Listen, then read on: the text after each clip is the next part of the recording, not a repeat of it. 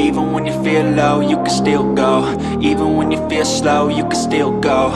Even when there's no hope, you can still go. I never answer to no, man, I still go. Go, go, go, go, go, go, go, go, go, go, go, go, yo. Good morning, everybody. Oh, that pop. Oh, yeah. That's still the coffee Danny Baker sent me. That's awesome. So, my steering is still on point. Jeep drives way better. But it's so nice that the steering is like nice and tight. I'm really happy with it. I drove it the evening that I fixed it. And everything was good. The alternators are doing great. And everything's just going really good in the Jeep now. I'm just waiting on amplifiers. I should have them tomorrow. Hopefully, fingers crossed. I mean, I got tracking on them and everything. Hopefully they make it without getting damaged in shipping. That's going to be the big thing right there. But if they come in and they're safe, I'll get those in here Sunday. We'll be ready for ruckus. But I've had a couple comments on my videos about how to wire up dual alternators. It seems like a lot of people don't really understand how it works, because you have, two power makers, which would be your alternators, and a lot of us only have one battery, like whether it's a big lithium or whatever. So, yeah, let's go ahead and talk about that. So here you can see one alternator, and down there you can see alternator number 2. Now, I have my charge wires, just a charge distribution block. It's coming out of here. They run, there's 2 of them. One goes to this fuse, one goes to this fuse. Now, these 2 cables come from the same thing on my bottom alternator, and if you follow them, one to that fuse, one to that fuse. There's actually, you see the fuses in there. So that's it for the charge portion. And what I mean by the 2 fuses is these are my 2 runs of power wire going to the back battery to charge it. And then there's a bunch of grounds under there, like you see one ground here, but I have grounds running to the back also that are all tied together. Man, it's windy out here today. Now that's the easy part. Here you can see my fields wire.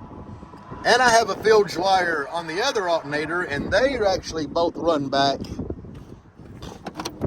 to my voltage regulator here. But that's only if you're running externally regulated. And man, this battery box looks way better than my one did, but we'll get back. We bring it back in here just because it's so windy out there, and I don't know how the microphone's doing with all that wind. But anyway, now you seen where I took the wires from the charge studs. Essentially, they just connect together. And then, you'd have a wire going, or multiple wires going from them charge studs back to the battery. The only other thing you really have to worry about is how I showed you my fields wire that runs to my voltage regulator. If you have a regulator like mine, you're running external, that's fine. The blue transpo box, you can actually hook 2 alternators to the fields terminal on it.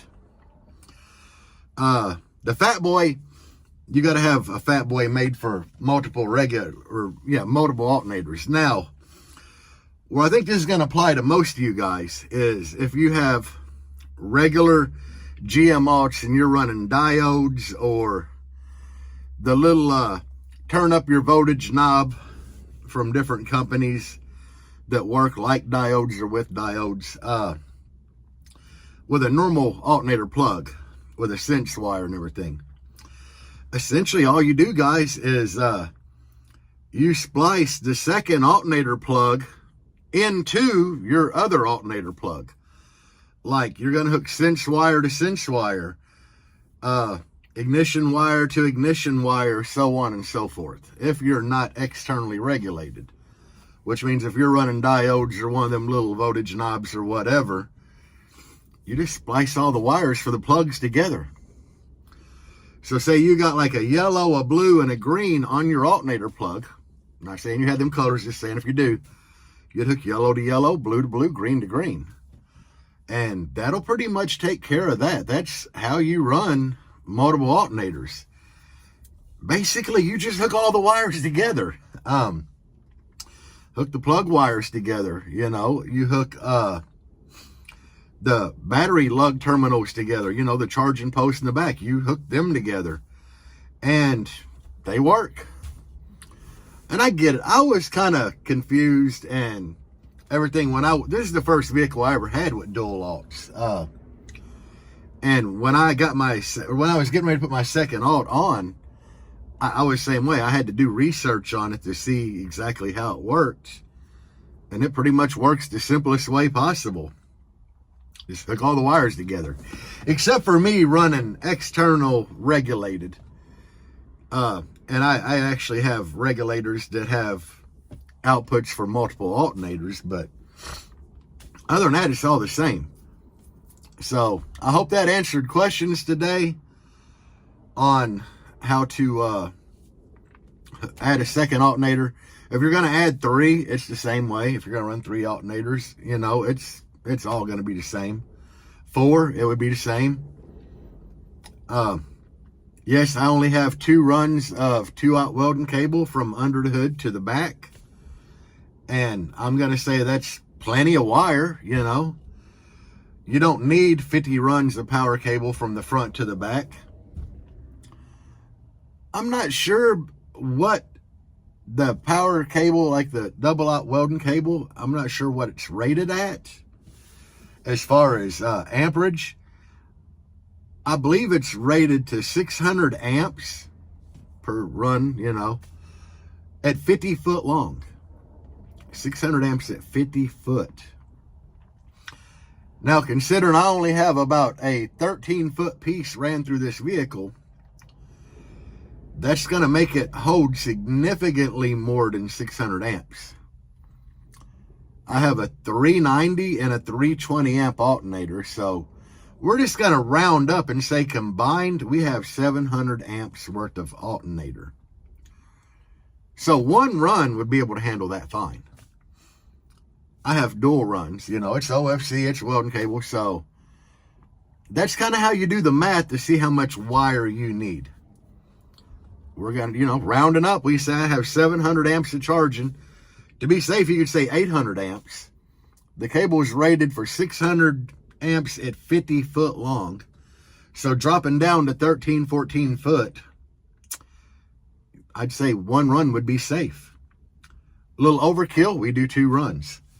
So that's kind of why I laugh when I see people that have 2 alternators at shows and they have like 6 runs of power cable through their car. And I'm like, what are you trying to do? So it's all good though. Anyway, that's all I have for today. I hope y'all enjoyed this. I hope it helped somebody.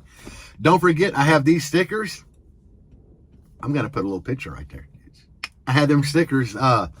If you want one, they're $5. I ship them to you. You know, I pack them myself, fill out the envelope, everything. You just Cash App, $, capital J, Jerry, capital A, Ain't Loud. That's my Cash App. Just send me $5. Put your address in the Cash App. Okay, that's what I'm going to put on the envelope. I'll send it to you. And I'm working to start doing my merch, like my shirts, myself. No, I'm not going to print the shirts myself. I would not do that. But what I'm going to do is I'm going to actually deal with a printer. I'm going to have to buy all the shirts up front. And then me and Deb will actually like fill out the shipping label, bag them up, send them to you. I'm working on getting that all done myself. So I can take that over. But anyway, guys, that's all I got for you this morning. It's windy as hell. It's going to storm today. We're supposed to have like another tropical storm or something coming this way. I don't know. I'm getting ready to go to work though, guys. So peace out. And as always, guys, bass on. Even when you feel low, you can still go. Even when you feel slow, you can still go. Even when there's no hope, you can still go. I never answer to no, man.